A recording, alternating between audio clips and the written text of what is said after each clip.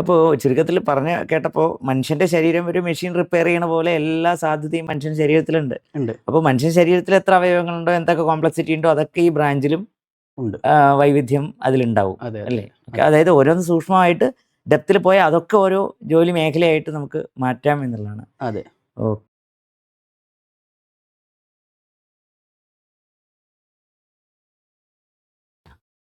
Hi, +2 കഴിഞ്ഞ് പെട്ടെന്നൊരു ജോലി കിട്ടണമെന്ന് താല്പര്യപ്പെടുന്ന പല കുട്ടികളുടെയും ആദ്യത്തെ ലക്ഷ്യം എഞ്ചിനീയറിംഗ് കോഴ്സുകളാണ്. പ്രത്യേകിച്ച് ഇന്ന് നമുക്കറിയാം JEE പോലെ നാഷണൽ ലെവലുള്ള വളരെ കോമ്പറ്റീറ്റീവായ ഒരു എക്സാം എഴുതുന്ന ആളുകളുടെ മനസ്സിൽ ആദ്യത്തെ ഓപ്ഷൻ എഞ്ചിനീയറിംഗ്, അതിൽ പ്രത്യേകിച്ച് പറഞ്ഞാൽ CS പോലെയുള്ള ബ്രാഞ്ചുകൾ, അല്ലെങ്കിൽ ECE, അല്ലെങ്കിൽ EEE, അത്തരത്തിലുള്ള ബേസ് ബ്രാഞ്ചുകളിലേക്ക് നല്ല ഒഴുക്കും ഡിമാൻഡും എപ്പോഴും ഉണ്ട്. എന്നാൽ അതിന് തൊട്ടടുത്ത് നിൽക്കുന്ന, അല്ലെങ്കിൽ അതിനോടൊപ്പം തന്നെ വളർന്നുകൊണ്ടിരിക്കുന്ന മറ്റൊരു മേഖലയാണ് ബയോമെഡിക്കൽ എഞ്ചിനീയറിംഗ്. ബയോമെഡിക്കൽ എഞ്ചിനീയറിംഗ് മേഖലയിൽ എഞ്ചിനീയറിംഗ് പൂർത്തിയായി തൻ്റെ പ്രൊഫഷൻ മുന്നോട്ട് കൊണ്ടുപോവുകയും അതിനുപരിയായിട്ട് ഒരു ഓൺട്രപ്രണർ എന്ന രീതിയിൽ കൂടി പുതിയ ഉയരങ്ങൾ കീഴടക്കിക്കൊണ്ടിരിക്കുന്ന ഒരു മിടുക്കനായിട്ടുള്ള സംരംഭകനും ഒരു പ്രൊഫഷണലുമാണ് ഇന്ന് നമ്മളോടൊപ്പം ഉള്ളത്. ഞാൻ പരിചയപ്പെടുത്താൻ ആഗ്രഹിക്കുന്നത് Saleem. Hi Saleem. Hi sir. Thank you sir. നമ്മൾ ബയോമെഡിക്കൽ എഞ്ചിനീയറിംഗ് കുറിച്ചാണല്ലോ പറയുന്നത്. അപ്പോൾ ആദ്യം തന്നെ നമ്മുടെ ഒരു സാധാരണ വിദ്യാർത്ഥിക്ക് മനസ്സിലാവുന്ന രീതിയിൽ എന്താണ് ശരിക്കും ബയോമെഡിക്കൽ എഞ്ചിനീയറിംഗ് മേഖല എന്നൊന്ന് പറയാം. ബയോമെഡിക്കൽ എഞ്ചിനീയറിംഗ് മേഖല എന്ന് പറയുന്നത് 2 ഘടകങ്ങളെ ബേസ് ചെയ്തിട്ടാണ്. ഓക്കെ. ഒന്ന് ഡയഗ്നോസ്റ്റിക്, രണ്ടാമത്തെ വിഷയം തെറാപ്യൂട്ടിക്. ഓക്കെ. നമ്മൾ ഒരു രോഗം കണ്ടുപിടിക്കുന്നതിന് പറയുന്നത് ഡയഗ്നോസ്റ്റിക് എന്ന് പറയുന്നത്. ആ രോഗം നമ്മൾ കണ്ടുപിടിച്ച് കഴിഞ്ഞാൽ അതിന് നമ്മളൊരു തെറാപ്പി കൊടുക്കണം. അതിനാണ് നമ്മൾ തെറാപ്യൂട്ടിക് എന്ന് പറയുന്നത്. അപ്പോൾ ഈ ഡയഗ്നോസ്റ്റിക്കിനും തെറാപ്യൂട്ടിക്കിനും വേണ്ടിയിട്ട് നമുക്ക് ഒരുപാട് മെഷീൻസിൻ്റെയും അല്ലെങ്കിൽ അതുമായി ബന്ധപ്പെട്ട പല ആക്സസറീസിൻ്റെയും ആവശ്യങ്ങൾ നമ്മുടെ ഹെൽത്ത് കെയർ സെക്ടറിലുണ്ട്. അത് ഉള്ളടങ്ങുന്ന ഒരു വിഭാഗമാണ് ബയോമെഡിക്കൽ എഞ്ചിനീയറിംഗ്. വെരി സിമ്പിളായിട്ട് പറയുകയാണെങ്കിൽ diagnostic devices and therapeutic equipments ഉൾക്കൊള്ളിച്ച് അതിൻ്റെ റിസർച്ച് ആൻഡ് ഡെവലപ്മെൻറ്റ്, അതുപോലെ തന്നെ മാർക്കറ്റിംഗ് ആൻഡ് സെയിൽസ് വരുന്ന കാര്യമാണ് മൊത്തം ആ മേഖല. അതായത് അതിൻ്റെ R&D ഡെവലപ്മെന്റ് വരും, അതിൻ്റെ മാനുഫാക്ചറിങ് വരും. ആ മാനുഫാക്ചർ ചെയ്ത എക്യുപ്മെന്റ്സിനെ ആരാണോ ബയേഴ്സ് ഒബിയസ്ലി അത് മെഡിക്കൽ ഫീൽഡിലുള്ള ഹോസ്പിറ്റൽസ് ആവാം, പ്രൊഫഷൻസ് ആവാം, ആ ബയേഴ്സിലേക്ക് എത്തിക്കുന്ന സെയിൽസ് ആൻഡ് മാർക്കറ്റിംഗ്, ഇത്ര അടങ്ങുന്ന ഒരു ബ്രോഡായ മേഖലയാണ്. അപ്പോൾ തീർച്ചയായിട്ടും ഒരു പല തരത്തിലുള്ള ഫീൽഡിൽ എക്സ്പീരിയൻസ് ആയിട്ടുള്ള ആളുകൾക്ക് ബയോമെഡിക്കൽ സെക്ടറിൽ ഒരു കരിയറിൻ്റെ സാധ്യതയുണ്ട്. ഇന്നും സത്യത്തിൽ നമുക്ക് ഈ ബയോമെഡിക്കൽ എഞ്ചിനീയറിംഗിൻ്റെ പൊട്ടൻഷ്യലിനെ കുറിച്ച് വലിയ വൈഡ് നോളജ് ഉണ്ടോ എന്ന് ചോദിച്ചു കഴിഞ്ഞാൽ കുട്ടികളിൽ പലർക്കും അതുള്ളതായിട്ട് തോന്നുന്നില്ല. അപ്പോൾ അവർക്ക് വേണ്ടിയിട്ട് എന്തൊക്കെ സാധ്യതകളാണ് ബയോമെഡിക്കൽ എഞ്ചിനീയറിംഗിൽ ബിടെക് കഴിഞ്ഞ് വരുന്ന ഒരാളുടെ മുന്നിൽ തുറക്കുന്ന സാധ്യതകൾ എന്താണെന്ന് പറയാമോ? ഓക്കെ, അതിന് ഞാനൊരു സിമ്പിൾ എക്സാമ്പിളോട് കൂടി പറയാം. പണ്ട് നമുക്ക് ഒരു ബ്ലഡ് ഷുഗർ ടെസ്റ്റ് ചെയ്യണമെങ്കിൽ ലബോറട്ടറിയിൽ പോകണമായിരുന്നു. അതെ അതെ. ഇന്ന് നമുക്ക് സ്വയം ബ്ലഡ് ഷുഗർ ടെസ്റ്റ് ചെയ്യാൻ പറ്റും. വീട്ടിലിരുന്നുകൊണ്ട് നമ്മുടെ ടെസ്റ്റിംഗ് കിറ്റുമായിട്ട് നമുക്ക് ടെസ്റ്റ് ചെയ്യാം. അതിനനുസരിച്ചിട്ട് നമുക്ക് ഡോക്ടറായിട്ട് കൺസൾട്ട് ചെയ്തിട്ട് നമുക്ക് നമ്മുടെ മെഡിസിൻ്റെ അളവ് കൂട്ടാം, കുറയ്ക്കാം. ഇതൊരു കാലത്ത് ഇങ്ങനെ ആയിരുന്നില്ല. നമ്മൾ രാവിലെ എണീച്ച് ലബോറട്ടറി പോകുന്നു, വിത്ത് ഫാസ്റ്റിങ്ങിൽ നമ്മൾ ലബോറട്ടറി പോകുന്നു, കൊടുക്കുന്നു, റിസൾട്ട് എടുക്കുന്നു, ഡോക്ടറത്തേക്ക് പോകുന്നു. ശരി. ഇത്രയും ഒരു വലിയ സംഭവത്തിനെ വളരെ ഒരു ചെറിയ ഇതിലേക്ക് ചുരുക്കി ഹാൻഡി ആയിട്ടുള്ള എക്യുപ്മെന്റ് ഉപയോഗിച്ചുകൊണ്ട് ചെയ്യാം. ഡെയിലി ഈ ഒരു ഫീൽഡ് വളർന്നുകൊണ്ടിരിക്കുകയാണ്. ഇപ്പോൾ പഠിച്ചിറങ്ങുന്ന കുട്ടികൾക്ക് എങ്ങനെ ഇതിലേക്ക് കൂടുതലായിട്ട് അടുക്കാമെന്നുള്ളൊരു ചോദ്യമാണ് സാറ് ചോദിച്ചത്. അപ്പോൾ ഡെയിലി ഇത് വളർന്നുകൊണ്ടിരിക്കുന്നത്, ദിവസം തോറും ഇതിൽ കൂടുതൽ കൂടുതൽ കൂടുതൽ കൂടുതൽ റിസർച്ച് നടന്നുകൊണ്ടിരിക്കുന്നു. അതിനനുസരിച്ചിട്ടുള്ള പുതിയ പുതിയ പുതിയ കണ്ടുപിടുത്തങ്ങൾ പുറത്തു വരുന്നു. എന്നും എപ്പോഴും ഇതിലേക്ക് പുതിയ പുതിയ ബ്രെയിൻസ് ആവശ്യമുണ്ട്. ഓക്കെ. ഇപ്പോൾ സലീം ഇപ്പോൾ വർക്ക് ചെയ്തുകൊണ്ടിരിക്കുന്നത് ഒരു മൾട്ടിനാഷണൽ ജയന്റ് എന്ന് തന്നെ പറയാവുന്ന ഓർത്തോഫിക്സ് എന്നുള്ള കമ്പനിയാണ് അല്ലേ? അതിൽ അതിൻ്റെ ഏരിയ സെയിൽസ് മാനേജറാണ്. അധിക സമയവും ട്രാവലിംഗ് ആണ്. ഇപ്പോൾ വേൾഡിലെ പല കൺട്രീസിലേക്കും സലീം പോയിക്കൊണ്ടിരിക്കുന്നുണ്ട്. അതിനോടൊപ്പം തന്നെ ഒരു സംരംഭകനുമാണ്, ഓൺട്രപ്രണറുമാണ്. അതായത് സ്വന്തമായിട്ട് ഒരു മാനുഫാക്ചറിങ് ആൻഡ് സെയിൽസ് അതുമായി ബന്ധപ്പെട്ട ഫീൽഡിലും വർക്ക് ചെയ്യുന്നുണ്ടെന്ന് ഞാൻ മനസ്സിലാക്കുന്നത്. അപ്പോൾ അതുകൊണ്ട് തന്നെയാണ് സലീമായിട്ട് ഒരുപാട് കാര്യങ്ങൾ ഇതിൽ അറിയാനുണ്ടെന്നാണ് ഞാൻ കരുതുന്നത്. പ്രത്യേകിച്ച് പല ഇൻട്രസ്റ്റ് ഉള്ള കുട്ടികളുണ്ടാവും, പ്രത്യേകിച്ച് അതിൽ സെയിൽസ് അതിനോട് ടേസ്റ്റ് ഉള്ളവരുണ്ടാവാം, അതുപോലെ മാനുഫാക്ചറിങ്ങിലേക്ക് വരാൻ പറ്റുന്നവരുണ്ടാവാം, അതിൻ്റെ റിസർച്ച് ആൻഡ് ഡെവലപ്മെൻറ്റിലേക്ക് വരാൻ പറ്റുന്നവരുണ്ടാവാം. അപ്പോൾ അതുമായി ബന്ധപ്പെട്ട ചില ചോദ്യങ്ങൾ ഞാൻ അതിനകത്ത് കൂട്ടിച്ചേർക്കാം. ഒന്ന്, പ്രത്യേകിച്ച് ഇപ്പോൾ ഈ ബിടെക് കഴിഞ്ഞിട്ടാണ് സലീം ഈ ഇൻഡസ്ട്രിയിലേക്ക് വരുന്നത്. അപ്പോൾ ഈ ബിടെക് പോലത്തെ ഒരു കോഴ്സ് 4 വർഷം അല്ലെങ്കിൽ 5 വർഷമൊക്കെ അതിൽ സ്പെൻഡ് ചെയ്യാൻ സാധിക്കാത്ത ആളുകൾക്കും ഇതിൽ ഈ പറഞ്ഞ ഒരു കരിയർ സാധ്യതയുണ്ടോ? ഐ മീൻ ചെറിയ ചെറിയ കോഴ്സുകളിലൂടെ സാധ്യതയുണ്ടോ? സാധ്യതയുണ്ട്. പണ്ട് ഞാനൊക്കെ പഠിച്ചിറങ്ങിയ സമയത്ത് എല്ലാവരും ഫോക്കസ് ചെയ്തിരുന്നു ഇത് പഠിച്ചിറങ്ങിയ ഉടനെ നേരെ പോകുന്നു, ഏതെങ്കിലും ഹോസ്പിറ്റലിൽ കയറുന്നു, ബയോമെഡിക്കൽ ഡിപ്പാർട്ട്മെൻറ്റ് ജോയിൻ ചെയ്യുന്നു, അവിടെ ഏതെങ്കിലും കേടായി കിടക്കുന്ന വിഷയങ്ങളെടുത്ത് നന്നാക്കുന്നു. ബേസിക്കലി ഇത് ശരിയാക്കാൻ നമുക്ക് ബിടെക് എൻജിനീയറിങ്ങിൻ്റെ ആവശ്യമില്ല. ഓക്കെ, നമ്മളൊരു വൊക്കേഷണൽ ഇലക്ട്രോണിക്സ് എടുത്ത ആൾക്കും ഇത് ചെയ്യാം. ആൾക്ക് ഇത് എന്താണ് മെഷീൻ, എന്തിനു ഉപയോഗിക്കുന്നു എന്നുള്ള ഒരു ഐഡിയ കിട്ടിക്കഴിഞ്ഞാൽ അവർക്കും ഇത് യൂസ് ചെയ്യാം. അപ്പോൾ ഇതൊരു ഷോർട്ട് ടേം കോഴ്സ് എടുത്തിട്ട് വരുന്ന ആൾക്കാർക്കും സ്കോപ്പ് ഉണ്ട്. ഇൻസ്ട്രുമെൻറ്റേഷൻ എടുത്തവർക്കും ഇലക്ട്രോണിക്സ് എടുത്തവർക്കും ഈവൻ ഇലക്ട്രിക്കൽ എടുത്തവർക്കും ഇതിലേക്ക്, അതായത് ഒരു പോളിടെക്നിക് ഡിപ്ലോമ ഹോൾഡേഴ്സിന് പോലും ഇതിൽ വർക്ക് ചെയ്യാം എന്നുള്ളതാണ്. 4 വർഷം ബിടെക് എടുത്ത് പഠിച്ചവർക്ക് കുറച്ചും കൂടി ഹയർ ലെവലിലേക്ക് പോകാം എന്നുള്ളതാണ് എൻ്റെ ഒരു അഡ്വൈസ്. അതെൻ്റെ എക്സ്പീരിയൻസിൽ നിന്ന് ഞാൻ മനസ്സിലാക്കി. കാരണം ഹോസ്പിറ്റലിൽ പിന്നെ ഒരു പീരീഡ് എത്തിക്കഴിഞ്ഞാൽ അവിടെ വളർച്ച കുറവായിരിക്കും. അല്ലെങ്കിൽ പിന്നെ നമ്മളൊരു ഫെസിലിറ്റി മാനേജറായി മാറണം. കംപ്ലീറ്റ് ഹോസ്പിറ്റലിൻ്റെ ഫെസിലിറ്റി മാനേജ്മെൻറ്റ് ത്രൂ ബയോമെഡിക്കൽ, അങ്ങനെ ഒരു ഓപ്പർച്യൂണിറ്റി കൂടി ഇതിലുണ്ട്. അത് ബിടെക് പ്ലസ് അഡീഷണൽ സേഫ്റ്റി കോഴ്സസുകളും ഫെസിലിറ്റി മാനേജ്മെൻറ്റ് കോഴ്സസുകളും എടുത്തതിന് ശേഷം നമുക്ക് അതിലേക്ക് അപ്ഗ്രേഡ് ചെയ്യാം. അപ്പോൾ ബിടെക് കഴിഞ്ഞ് വരുന്ന ഒരാൾക്ക് എൻട്രി ലെവലിൽ കിട്ടാൻ സാധ്യതയുള്ള ജോലികൾ എന്തൊക്കെയാണ്? ഏതൊരു പ്രൊഡക്റ്റിൻ്റെ എടുത്ത് നോക്കുകയാണെങ്കിൽ 3 ഭാഗങ്ങൾ എന്ന് പറയുന്നത് R&D, research and development, marketing and sales. ഇതിൽ എവിടെ പോകണം എന്നുള്ളത് ആ കുട്ടി തീരുമാനിക്കണം. ആ കുട്ടി സെൽഫായിട്ട് മനസ്സിലായിരിക്കണം. പഠിച്ചിറങ്ങിയ കുട്ടി എൻ്റെ സ്കില്ല് എന്തിലാണ്, റിസർച്ച് ആൻഡ് ഡെവലപ്മെൻറ്റിലാണോ, അക്കാഡമിക് ആയിട്ടുള്ള, അതായത് അതിൻ്റെ പുതിയ ഫ്യൂച്ചർ ടെക്നോളജികളെ കുറിച്ച് പഠിക്കാനും പുതിയത് ഡെവലപ്പ് ചെയ്യാനും അതിനെക്കുറിച്ചൊരു ഐഡിയ കുട്ടിക്ക് ഉണ്ടായിരിക്കണം. ഇനി അതല്ല മാർക്കറ്റിങ്ങിനോടാണ് കൂടുതൽ. അപ്പോൾ നമുക്ക് ഈ ബയോമെഡിക്കൽ എഞ്ചിനീയറിംഗ് ബാക്ക്ഗ്രൗണ്ട് ഉണ്ട്, ആ കുട്ടിക്ക് അനാട്ടമി അറിയാം, ബയോ മെക്കാനിക്സ് അറിയാം, ഇൻസ്ട്രുമെൻറ്റേഷൻ അറിയാം, ഇലക്ട്രോണിക്സ് അറിയാം. അതിലേക്ക് നമ്മൾ മാർക്കറ്റിംഗ് സ്കിൽസും കൂടി ആഡ് ഓൺ ചെയ്യാണ് ചെയ്തത്. അങ്ങനെ ഒരു ഓപ്ഷനും കൂടി അവിടെ ഉണ്ട്. അടുത്തത് മാർക്കറ്റിംഗ് പ്ലസ് സെയിൽസ് ആണ് വരുന്നത്. എഗെയിൻ ആദ്യം പറഞ്ഞ ഇത്രയും ഭാഗങ്ങൾ കൂട്ടിച്ചേർത്തുകൊണ്ട് മാർക്കറ്റിങ്ങും സെയിൽസും കൂടി ചെയ്യാണ്. അപ്പോൾ നമ്മൾ ആ കുട്ടിയിൽ നിന്ന് നമ്മൾ കണ്ടുപിടിക്കണം എന്താണ് കുട്ടിക്ക് വേണ്ടത്. അതായത് ഫൗണ്ടേഷനായിട്ട് ബിടെക് ഉണ്ടാവും, പക്ഷേ ഡിപ്പെൻസ് ഓൺ ആ പറഞ്ഞ കാൻഡിഡേറ്റിൻ്റെ അഥവാ സ്റ്റുഡൻറ്റിൻ്റെ പേഴ്സണാലിറ്റിക്കും അയാളുടെ ആപ്റ്റിറ്റ്യൂഡിനും ഇൻട്രസ്റ്റിനൊക്കെ അനുസരിച്ച് വേണമെങ്കിൽ സെയിൽസ് ആൻഡ് മാർക്കറ്റിങ്ങിലേക്ക് പതുക്കെ മൂവ് ചെയ്യാം. എസ്പെഷ്യലി വളരെ ഒരു സ്പെഷ്യലിസ്റ്റ് ഫീൽഡ് ആയതുകൊണ്ട് ആ ഒരു എക്യുപ്മെൻറ്റിൻ്റെ സെയിൽസിലും മാർക്കറ്റിങ്ങിലും ടെക്നിക്കൽ നോഹൗ വേണ്ടി വരും അല്ലേ? അപ്പോൾ സലീം, വളരെ വിശാലമായൊരു ലോകമാണ് ഇത്, വളരെ ഡെപ്തിൽ മനസ്സിലാക്കേണ്ട ഫീൽഡുമാണ്.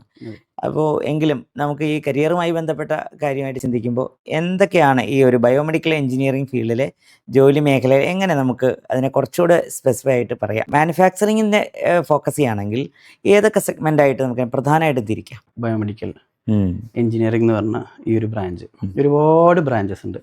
എങ്കിലും പലവരുടെയും കണ്ണെത്താത്തൊരു ഒരു ബ്രാഞ്ചാണ് അതിൽ ഇംപ്ലാൻസിൻ്റെ അല്ലെങ്കിൽ പ്രോസ്റ്ററ്റിക്കിൻ്റെ ഒക്കെ ഒരു ബ്രാഞ്ച്.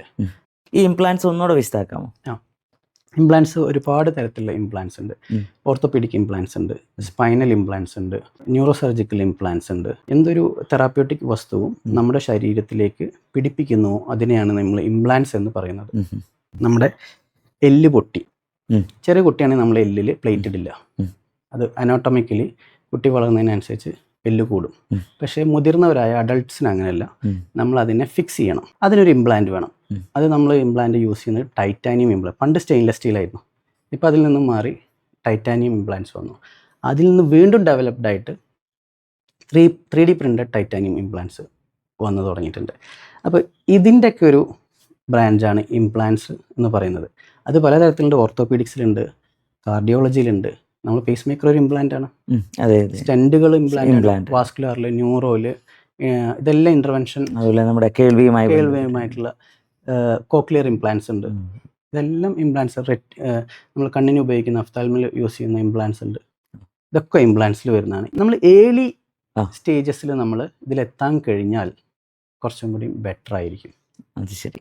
അപ്പോൾ ചുരുക്കത്തിൽ പറഞ്ഞ കേട്ടപ്പോൾ മനുഷ്യന്റെ ശരീരം ഒരു മെഷീൻ റിപ്പയർ ചെയ്യണ പോലെ എല്ലാ സാധ്യതയും മനുഷ്യൻ ശരീരത്തിലുണ്ട്. ഉണ്ട്. അപ്പോൾ മനുഷ്യൻ ശരീരത്തിൽ എത്ര അവയവങ്ങളുണ്ടോ, എന്തൊക്കെ കോംപ്ലക്സിറ്റി ഉണ്ടോ, അതൊക്കെ ഈ ബ്രാഞ്ചിലും ഉണ്ട്. വൈവിധ്യം അതിലുണ്ടാവും അതെ അല്ലേ? അതായത് ഓരോന്ന് സൂക്ഷ്മമായിട്ട് ഡെപ്തിൽ പോയാൽ അതൊക്കെ ഓരോ ജോലി മേഖലയായിട്ട് നമുക്ക് മാറ്റാം എന്നുള്ളതാണ്. അതെ. ഓക്കെ. ഇൻ ഡെപ്ത് പോയി കഴിഞ്ഞാൽ എല്ലാം ജോലി മേഖലയാണ്. അവിടെയാണ് എനിക്ക് വീണ്ടും ആഡ് ഓൺ ചെയ്യാനുള്ളൊരു കാര്യം എന്താണെന്ന് വെച്ച് കഴിഞ്ഞാൽ, പഠിച്ചിറങ്ങുമ്പോൾ നമ്മളൊരു പ്രൊഫഷണലായിട്ടാണ് പഠിച്ചിറങ്ങുന്നത്. പക്ഷെ നമ്മളവിടെ സ്പെഷ്യലിസ്റ്റ് ആവുന്നില്ല. അതായത് ബയോമെഡിക്കൽ എഞ്ചിനീയറിംഗ് നമുക്കൊരു ബിടെക് എടുക്കുന്ന സമയത്ത് നമ്മളൊരു ജനറൽ ഫൗണ്ടേഷനാണ് ചെയ്യുന്നത്. അതെ. ഇപ്പോൾ താങ്കൾ പറഞ്ഞ പോലെ ആ ഒരു സ്പെഷ്യലൈസേഷൻ എവിടെ പോയി പഠിക്കും? അതായത് ഇപ്പോൾ ഇംപ്ലാന്റ്സ് മാത്രമേ സ്പെഷ്യലൈസ് ചെയ്യണം, അതിൽ നമുക്ക് ഓർത്തോയിൽ മാത്രം അല്ലെങ്കിൽ ചെവിയുമായി ബന്ധപ്പെട്ട അങ്ങനെ സ്പെഷ്യലൈസേഷൻ എവിടെയാണ് പ്രൊവൈഡ് ചെയ്യുക? അത് നമ്മൾ എഞ്ചിനീയറിംഗിൽ തന്നെ പഠിക്കും. ബയോമെക്കാനിക്സ് ഉണ്ട്, ബയോ ഇൻഫോർമാറ്റിക്സ് ഉണ്ട്, അത് സോഫ്റ്റ്വെയർ റിലേറ്റഡ് ആണ്. ബയോമെക്കാനിക്സ് ഉണ്ട്, അങ്ങനെ ഇൻസ്ട്രുമെൻറ്റേഷൻ ഉണ്ട്. അപ്പോൾ ആ ഒരു ഏർലി സ്റ്റേജിൽ നിന്ന് തന്നെ നമുക്ക് ഇതിൽ നിന്ന് മനസ്സിലാക്കാൻ പറ്റും നമ്മുടെ അഭിരുചി ഏതിലേക്കാണ് പോകേണ്ടത് എന്നുള്ളത്. പ്ലസ് നമ്മളവിടെ ബിസിനസ്സും പഠിക്കുന്നുണ്ട്. ഓക്കെ.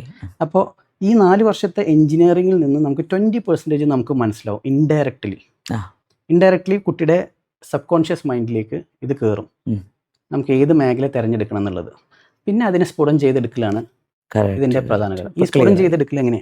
നമുക്ക് ഒരു ഉദാഹരണം, എനിക്ക് ഇൻസ്ട്രുമെൻറ്റേഷൻ ഇഷ്ടപ്പെട്ടു, അപ്പോൾ നമുക്ക് കുറച്ച് ഇൻസ്ട്രുമെൻറ്റ്സ് ഉണ്ടാക്കണം. അതിന് നമുക്ക് എന്ത് വേണമെന്ന് വെച്ച് കഴിഞ്ഞാൽ, നമ്മൾ നൂതന സാങ്കേതിക വിദ്യകളായിട്ടുള്ള സോഷ്യൽ മീഡിയയിൽ ലിങ്ക്ഡിൻ യൂസ് ചെയ്യാം. ലിങ്ക്ഡിൻ യൂസ് ചെയ്തൊരു ഇൻസ്ട്രുമെൻറ്റേഷൻ ഉണ്ടാക്കുന്ന ഒരു കമ്പനി, ആ കമ്പനിയിലേക്ക് ഒരു മെയിൽ അയച്ചിട്ട് ഒരു ഇൻറ്റേൺഷിപ്പ് ചോദിക്കാം. പെർഫെക്റ്റ്. ഓക്കെ. ആ ഇൻറ്റേൺഷിപ്പിലൂടെ നമുക്ക് ഇതിനെക്കുറിച്ച് കൂടുതലായിട്ട് പഠിക്കാൻ പറ്റും. ചിലപ്പോൾ ഫ്രീ ഓഫ് കോസ്റ്റ് ആയിരിക്കും, ചിലപ്പോൾ നമ്മൾക്ക് പെയ്ഡ് ആയിരിക്കും. നമ്മൾ അവിടെ നമ്മുടെ മെയിൻ മോട്ടോ എന്ന് പറയുന്നത് എങ്ങനെയെങ്കിലും ഈ മേഖലയെ കുറിച്ചിട്ട് മനസ്സിലാക്കിയെടുക്കുക. അപ്പോൾ നമുക്ക് അവിടെ ഒരു സിംപ്ലിഫൈഡ് രീതിയിൽ സ്പെഷ്യലൈസേഷൻ നമ്മുടെ ബുദ്ധി ഉപയോഗിച്ച് നമുക്ക് എടുക്കാൻ പറ്റി. അവിടെ ഈ ബിടെക് ഒക്കെ കോഴ്സ് ചെയ്യുമ്പോൾ ഇത്തരത്തിലുള്ള ഇന്റേൺഷിപ്സിന് സാധ്യത ഉണ്ടോ? തീർച്ചയായിട്ടും ഉണ്ട്. ഒരുപാട് കമ്പനികൾ ഇന്റേൺസിനെ എടുക്കുന്നുണ്ട്. അതിലിപ്പോൾ ആ ഒരു പ്രൊഫൈൽ ബിൽഡിങ്ങിന് കുട്ടി കുറച്ച് കാര്യമായിട്ട് തന്നെ ശ്രമിക്കുക. അതിന് ടീച്ചേഴ്സും ഹെൽപ്പ് ചെയ്യണം. അത് ലേണിംഗ് എക്കോസിസ്റ്റം ഉള്ളൊരു കോളേജിൽ പോയിട്ടാണ് ബയോമെഡിക്കൽ എഞ്ചിനീയറിംഗ് എടുക്കുന്നതെങ്കിൽ ശരിക്കും അതിനകത്ത് സബ്ജക്റ്റ് ആർക്കും പഠിപ്പിക്കാൻ പറ്റും.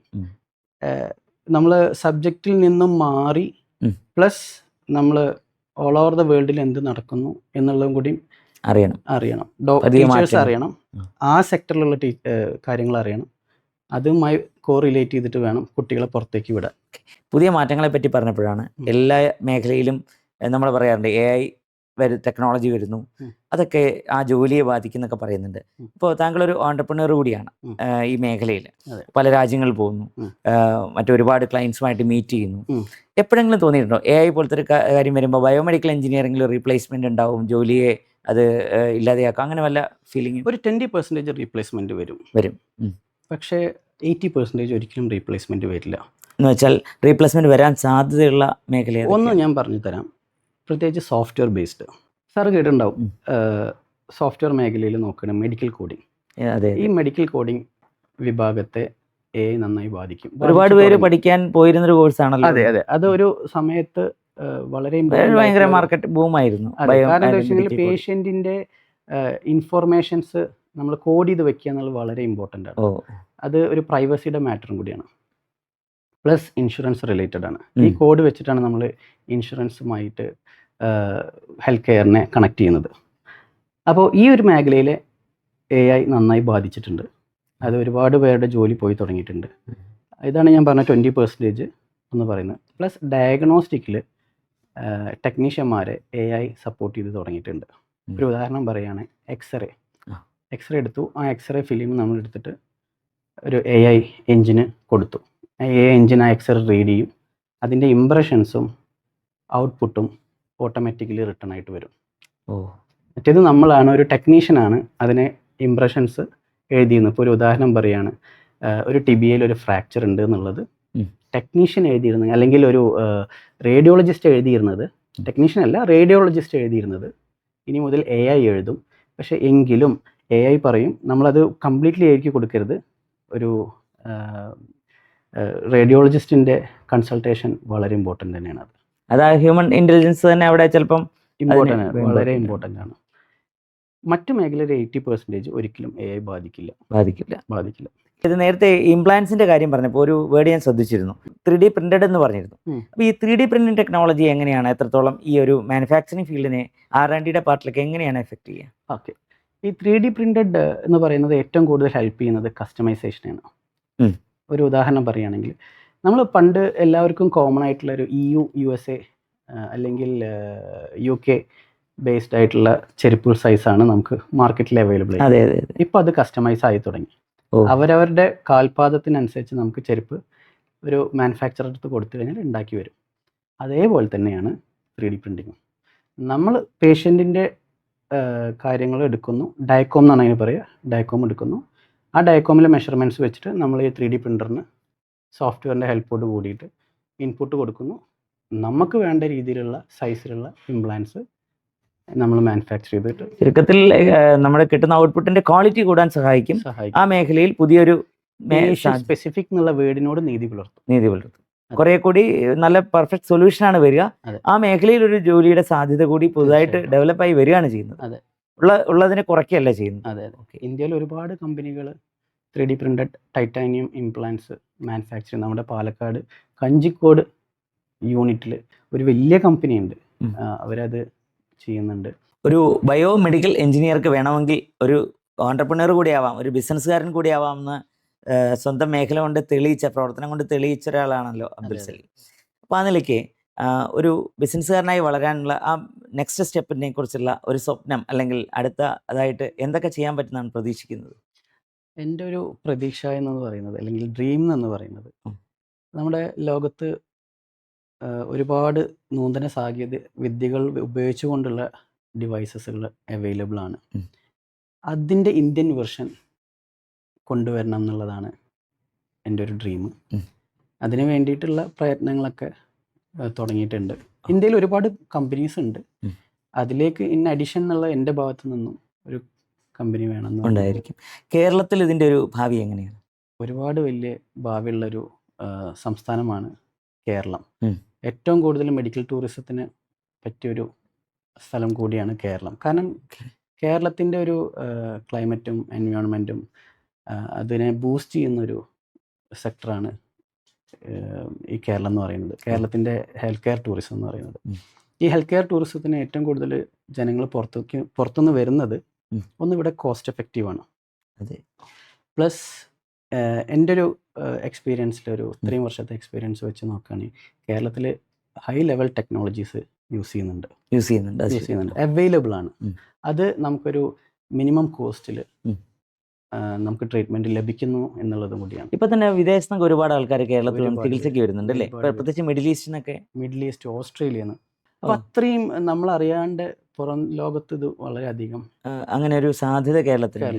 അപ്പോൾ എന്തായാലും വളരെ ശുഭപ്രതീക്ഷയോട് കൂടിയാണ് നമ്മുടെ കുട്ടികൾ ഓരോരുത്തരും +2 ഒക്കെ കഴിഞ്ഞിട്ട് അവരെ നെക്സ്റ്റ് സ്റ്റെപ്പിലേക്ക് പോകാൻ വേണ്ടി ആഗ്രഹിക്കുന്നത്.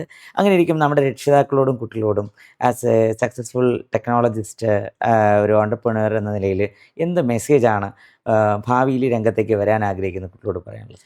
ഭാവിയിൽ ഏത് മേഖല എടുത്തോട്ടെ പഠിച്ചിറങ്ങുന്ന കുട്ടികളോട് എനിക്ക് പറയാനുള്ളത്, പ്രൊഫഷണൽ സർട്ടിഫിക്കറ്റിൽ എന്നതിനുപരി you should be a specialist. ആ സ്പെഷ്യലിസ്റ്റ് ആകാൻ വേണ്ടിയിട്ട് മിനിമം 2 ഇയേഴ്സ് നിങ്ങൾ ഹാർഡ് വർക്ക് ചെയ്യുക. ആ 2 ഇയർ എക്സ്പീരിയൻസിൻ്റെ ഉള്ളിൽ നിങ്ങൾക്കൊരു മേ ബി ചിലവർക്ക് അത് 4 വർഷമായിരിക്കാം, 5 വർഷമായിരിക്കാം. പക്ഷേ ആ 2 ഇയേഴ്സിൻ്റെ ഉള്ളിൽ നമുക്ക് ഇൻഡയറക്റ്റ്ലി നമ്മുടെ സബ് കോൺഷ്യസ് മൈൻഡിൽ, ഞാൻ വീണ്ടും റിപ്പീറ്റ് ചെയ്യുന്ന ആ വേർഡ്, സബ് കോൺഷ്യസ് മൈൻഡിൽ നമുക്കൊരു ഐഡിയ കിട്ടും എന്താണ് സംഭവം എന്നുള്ളത്. അതുകൊണ്ട് നിങ്ങൾ കമ്പൽസറി 2 ഇയർ വർക്ക് ചെയ്യുക. അതിനോടൊപ്പം തന്നെ ഒരുപാട് സ്റ്റാർട്ടപ്സുകൾ വരുന്നുണ്ട്. ഈ സ്റ്റാർട്ടപ്സ് പഠിച്ചിറങ്ങിയ ഉടനെ കുറേ ആൾക്കാർ സ്റ്റാർട്ടപ്പ് ചെയ്യുന്നുണ്ട്. ഇപ്പോൾ ഒരു 100 എടുക്കുകയാണെങ്കിൽ 70 ഫെയിലാണ്, 30 ഓക്കെ അവർ ഡെവലപ്പ് ചെയ്ത് വരുന്നുണ്ട്. പക്ഷേ 70% എന്തുകൊണ്ട് ഫെയിലായി എന്ന് നമ്മൾ ചിന്തിച്ച് കഴിഞ്ഞാൽ അവിടെ ഒരു എക്സ്പീരിയൻസിൻ്റെ കുറവാണ്. ആ എക്സ്പീരിയൻസ് നമ്മൾ കിട്ടണമെങ്കിൽ ഒരു കമ്പനിയിൽ വർക്ക് ചെയ്യണം. ഒരു കമ്പനിയിലോ ഒരു ഫേമിലോ ഒരു ഹോസ്പിറ്റലിലോ അല്ലെങ്കിൽ ഏതെങ്കിലും ഒരു ഡിപ്പാർട്ട്മെൻറ്റിൽ നമ്മൾ നിർബന്ധമായിട്ടും വർക്ക് ചെയ്യണം. ആ വർക്ക് ചെയ്താലാണ് നമുക്ക് ഒരു ഓർഗനൈസേഷൻ റൺ ചെയ്യാനുള്ളൊരു എക്സ്പീരിയൻസ് നമുക്ക് ലഭിക്കുകയുള്ളൂ. അല്ലെങ്കിൽ എന്തിനെങ്കിലും ഡെവലപ്പ് ചെയ്യണമെങ്കിൽ, എന്തിനെങ്കിലും മാർക്കറ്റ് ചെയ്യണമെങ്കിൽ, സെയിൽസ് ചെയ്യണമെങ്കിലൊരു എക്സ്പീരിയൻസ് നമുക്ക് ലഭിക്കുകയുള്ളൂ. അതുകൊണ്ട് പഠിച്ചിറക്കുന്ന കുട്ടികളോട് തീർച്ചയായിട്ടും എനിക്ക് പറയാനുള്ളത്, മിനിമം 2 ഇയേഴ്സ് നിങ്ങൾ ഒരു ഫേമിൽ വർക്ക് ചെയ്യുക. അത് നിങ്ങളുടെ പാരൻസിൻ്റെ ആയിരിക്കാം, അല്ലെങ്കിൽ പുറത്തേതെങ്കിലും കമ്പനി ആയിരിക്കാം. അതായത് പ്രവൃത്തി പരിചയമാണ് കൂടുതൽ വേണ്ടത്. പുസ്തകത്തിൽ നിന്ന് കിട്ടുന്ന, ക്ലാസ് മുറികളിൽ നിന്ന് കിട്ടുന്ന അനുഭവങ്ങളെക്കാൾ കൂടുതൽ ഇൻഡസ്ട്രിയിൽ നിന്ന്, വർക്ക് അറ്റ്മോസ്ഫിയറിൽ നിന്ന് കിട്ടേണ്ട എക്സ്പീരിയൻസുകൾക്ക് പ്രാധാന്യം കൊടുക്കുക എന്നുള്ളതാണ് ഈ രംഗത്തേക്ക് വരാൻ പോകുന്ന കുട്ടികൾ. വളരെയേറെ ഇൻസൈറ്റ്സ് തരുന്നതായിരുന്നു സലീമായിട്ടുള്ളൊരു കോൺവെർസേഷൻ. പ്രത്യേകിച്ച് 2 തരത്തിൽ, ഒരു മേഖലയിൽ വർക്ക് ചെയ്യുന്ന ആളെന്നതിലും ആ മേഖലയിൽ തന്നെ സ്വന്തമായി സംരംഭമുള്ള ആളെന്ന നിലയിലും സലീം ഇവിടെ പറഞ്ഞ കാര്യങ്ങൾ നമ്മുടെ കുട്ടികൾക്ക് ഒരുപക്ഷെ ഭാവിയിൽ അവരുടെ കരിയർ പ്ലാൻ ചെയ്യാൻ ഏറെ ഉപകാരപ്രദമായ ഒട്ടേറെ കാര്യങ്ങൾ ഇതിന് ഉണ്ടായിരുന്നു. ഏറെ സന്തോഷം എന്ന വീട്ടിൽ കൂടി ഇത്രയും സമയം സ്പെൻഡ് ചെയ്തതിൽ പ്രത്യേക സന്തോഷവും നന്ദി. ഒപ്പം ഭാവിയിൽ ഒരു മികച്ച സംരംഭകനായിട്ട് ലോകത്ത് അറിയപ്പെടുന്ന ഒരു മലയാളി വ്യവസായി കൂടി സലീമിൽ ഉണ്ടാവട്ടെ എന്ന് ആശംസിക്കുക കൂടി ചെയ്യും. Thank you so much.